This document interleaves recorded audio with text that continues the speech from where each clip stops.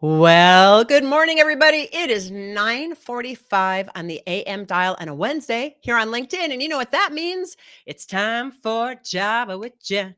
Java with Jen. Java with Jen.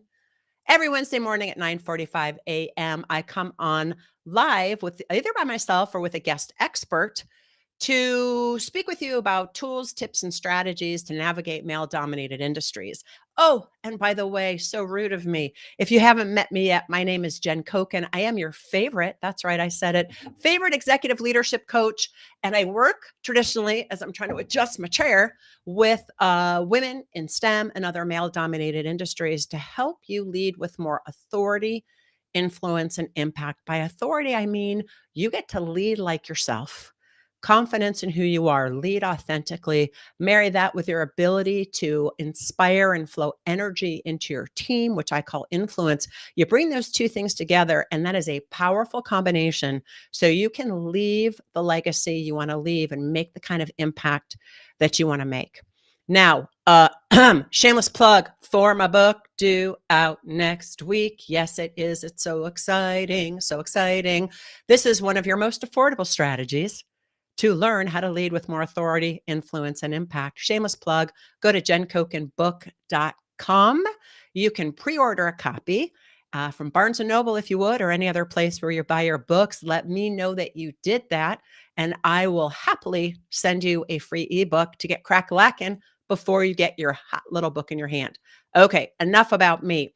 This month, all month, I have been featuring a dear friend of mine and colleague, Elizabeth Bachman, who is the founder of Speakers Who Get Results and an amazing program called Visible and Valued. She helps women, I don't want to say find their voice, but in a sense, yes, unleash their voice so that they can command the room, so they can ask for the kind of promotion they want, the raises they want.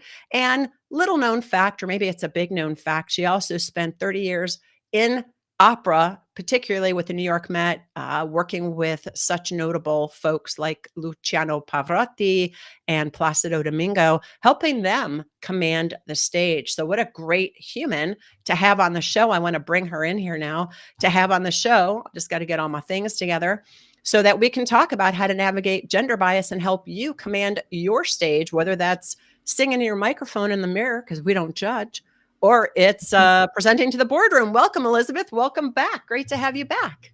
Thank you, Jen. It's great. And good for you for singing to your microphone in Europe. All I do is the hairbrush. So I don't know about you. Yeah. I don't, I just pretend. This is my microphone. It's pretend. Although it would not be above me to get one of those little kid things, and have my little kid microphone, because why not? Why not? Exactly. Why not? Yes. Okay, so if people had not been tuning in, I really want to encourage you to go back to listen to the first few episodes. The first one, we talked about what is gender bias, how do we come by it naturally, by the way, and how is that showing up in the current political climate. Then last week, we talked about the art of speaking to get results, and we gave a little teaser because today, and I want to pull up my notes, we're going to be talking about a few things of how to speak to get results, why confidence isn't enough, and what presence is, what this mystery of executive presence is, the biggest misconception about gravitas, and practical steps to project authority without arrogance. And before you answer that, I'll let that ruminate around in that brain of yours.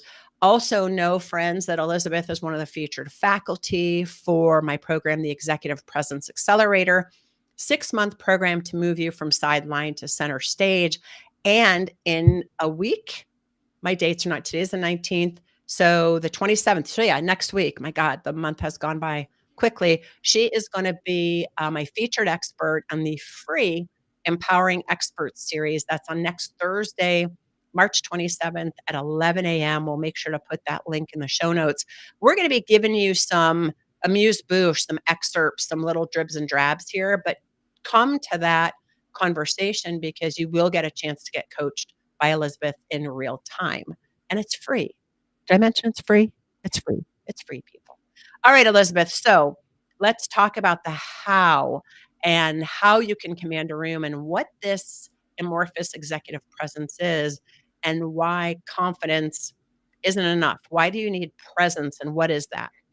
Well, everybody has presence when you're leading, and you project with your body language what's going on, and people then will read you according to their biases and their definition of executive presence. And often saying, oh, she has no executive presence is code for, we really don't want to promote you, but we can't figure out why. So we'll just use that as an excuse. It's unconscious. So it's an unconscious bias. Gravitas is also a way to show that you are, it's a word for being grounded and authentic in yourself, which is what I love about you, Jen. I often send friends to you to figure out, when they're trying to figure out what are they going to do next. I will say, go talk to Jen, then come talk to me, because it is being grounded in your own power. And sometimes it means the way you speak. I find often that people will fall into the sorry habit, which is starting a sentence saying, sorry, but I think I have an idea, or gosh, I don't know if this is going to work, but, which is something that we are taught as children, so that to take away the impact of what we have to say, because for centuries, girls have been taught, don't be too pushy, don't brag. So there is an expectation of what you should be as a woman and how to look at it. So speak with your own ideas, but grounded in your own presence, power, grounded in your own power. Exactly.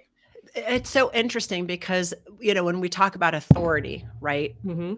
For me, sorry, I just knocked the microphone. What's one of the reasons I use this word is the word authenticity and authority both start with the same root word. So does the word author. And that root word, AUTH, is the Greek word for self. Mm-hmm. And I think so often women in these male-dominated spaces, myself included, probably you, were sort of sucked into this environment of leading like a man, meaning directive and commanding. And there is a time and a place for all of that. Right. Situational leadership. There is a time when you have to command the room. Having worked on political campaigns for as long as I did, there are times when you have got to say, no, go do this. This is what we need to do, period, full stop. What I want to make sure that people understand, and that the women who are listening understand, is that authenticity is you being grounded in who you are. It's okay to act feminine, feel feminine, and you still can command the room, but there's these subtle nuances, like you're saying, we're taught not to interrupt. I'm from Ohio, so we're nice. If you don't have anything nice to say, don't say it.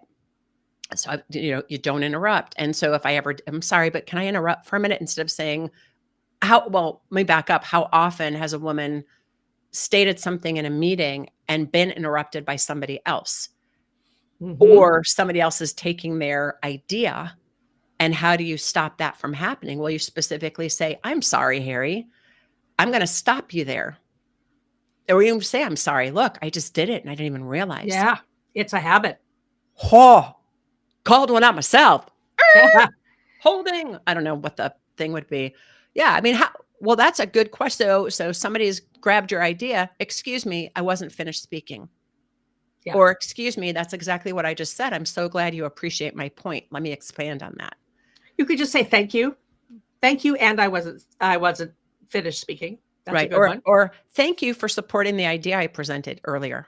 Exactly. Thank you for echoing what I had to say. Echoing what I had to say. That is a good interruption tool. Instead of saying I'm sorry, say thank you for, and then fill in the blank. That's a good one. How do you, this final piece before we wrap up, how does a person project authority without arrogance? Where you talk about, this is a huge long question. Like, it's just very simple. Try to simple answer. We'll do more at the exactly next week on the Empowering Experts series. The simple answer is remind yourself before you walk into the room that your expertise is a gift to them. You were hired or brought in to speak, or they're on that stage, they're in that group because you're the expert in something. So remind yourself that the voices that say, oh gosh, they're going to think I'm stupid. They're going to think this and that. It's all this chatter that's going on in the back of your brain is just chatter from childhood. It was there to keep you safe. If you're saying, I am here, my expertise is a gift. So let me serve them by bringing my knowledge, bringing my information. That's my favorite way to get past the stage fright, which we all have, and the way of not sabotaging yourself. If you just say, I'm here to serve them, they need this information. Yeah, because they hired an expert. Yeah. And in terms of being interrupted, there are all sorts of tips and tricks for that.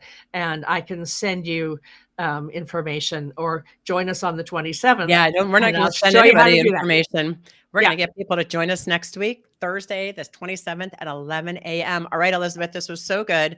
Everybody, please, please, please join us next week. We are going to be ending with, let me find my notes, mastering influence and thought leadership. So what's the mindset shift from speaker to thought leader? Why visibility matters, and I know this is like one of your core issues, and how to use speaking opportunities to boost your professional influence.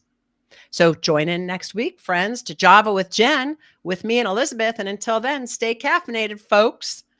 All righty, ciao for now.